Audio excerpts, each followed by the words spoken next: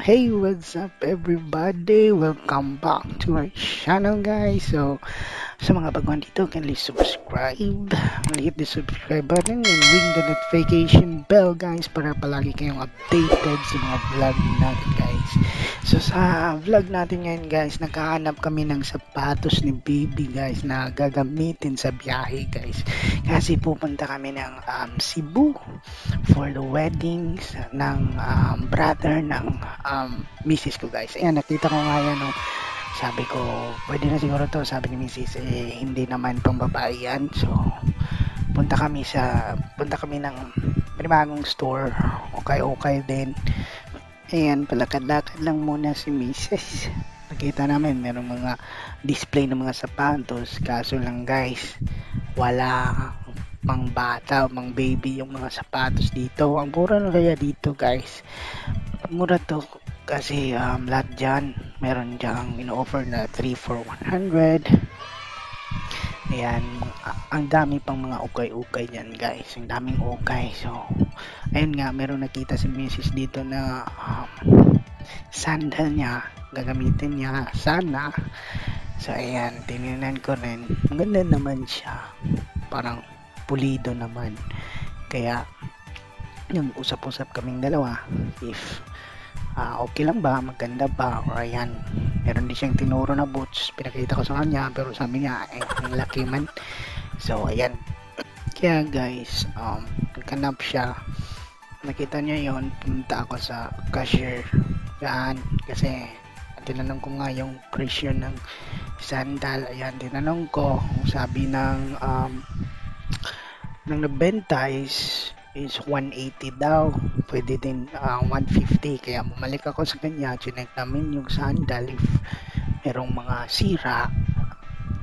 Yun lang guys, meron siyang sira. Oh no! Ayan, meron siyang sira dyan, medyo malaki yung sira guys. Kaya tinanong ko si Mrs., sabi niya tanungin mo nga at saka tingnan mo uli yung presyo if pwede bang babaan kasi merong may sira. Kaya bininda niya ng 100 na lang sana. Ayun, diyan humanap din ako ng bag kasi gusto ng misis ko yung bag. Kaso yun nga, umuwi kami o lumabas kami na wala nang dala, wala kami nabili kasi nga medyo medyo hindi rin maganda doon ng quality. So ayan, pumunta kami ng ibang store, manap kami ng sapatos ni baby ulit.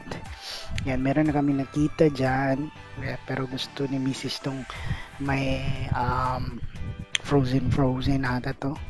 Pero yan, naglakad kami ulit, lumabas kami, naglakad kami, fast forward ko na lang kasi mga sobra 5 minutes ata tong lakad namin dito.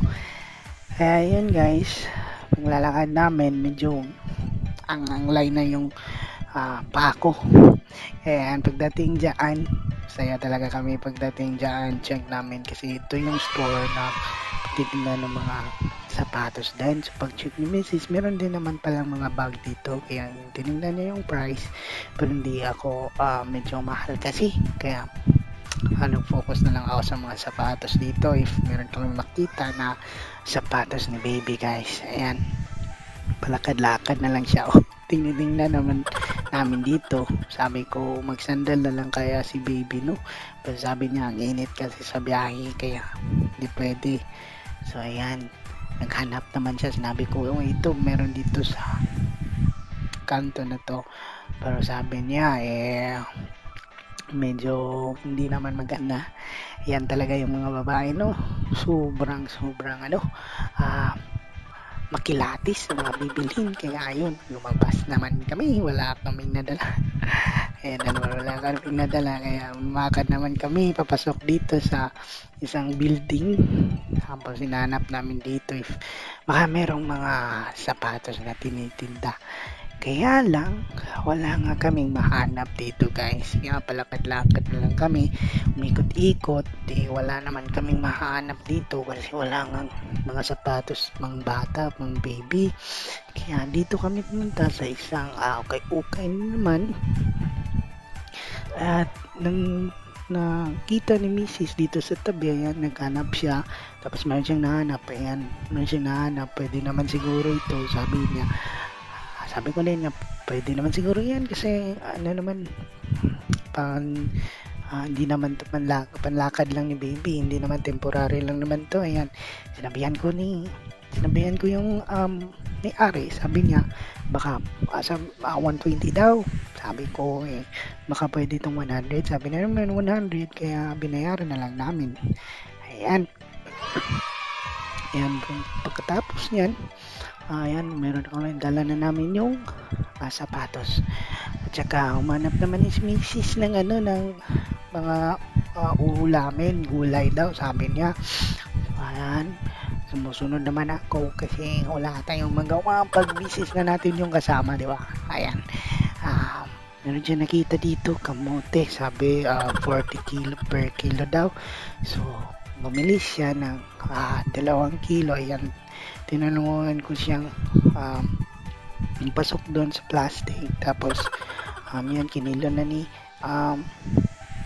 nanay. Tapos, ayan, pagkatapos na talong na naman yung sabi niya. Ayan, tinulungan ko din siyang manap ng magandang talong na uulamin. So, ayan, nung nahanap na namin, binayaran yan din yan. Tapos punta na kami sa may mga isda na tinitinda yan si ate, kaya bumili kami ng, sabi ni ate is 200 daw. So bumili lang kami ng half na kilo lang itong isda. So bayad kami ng 100 para naman to ulamin namin mamayang gabi. Ayan guys, binayaran na ni Mrs. Ayan, meron na kami mga dala niyan. Tapos bumalik naman kami dun sa unang store na sana bilhan namin ng sapatos. Pero meron na kami nabili na sapatos. Pero yung Mrs. ko, sabi niya, ano ba yan yung dala mo? Parang ang dami mong dala, bulky. Ayan, niya, inayos. Tapos nasik namin dito, pasok naman kami dito, binilin ko yung dala namin. Shout out kay kuya. Ayan, napaka-friendly yung mga tao dito. Kaya ayan, kumuha ako ng basket, pumili agad kami, switch, tapos lights, tapos hanger ni baby. Tapos pumili kami ng half plus dito. Pero parang di niya gusto, kaya binalik ko naman. Chinek na namin agad yung lights, if okay naman. So binayaran namin agad sa cashier. Tapos shoutout kay Kuya Guard, kinuha ko agad yung mga gamit namin. Kaya shoutout sa iyo Kuya Guard, salamat sa pagbantay ng mga gamit namin dito. Ayan, pagkatapos bumili si Mrs. ng tubig ni baby. That's it for this vlog guys. Have a good day, and glory and honor belongs to God.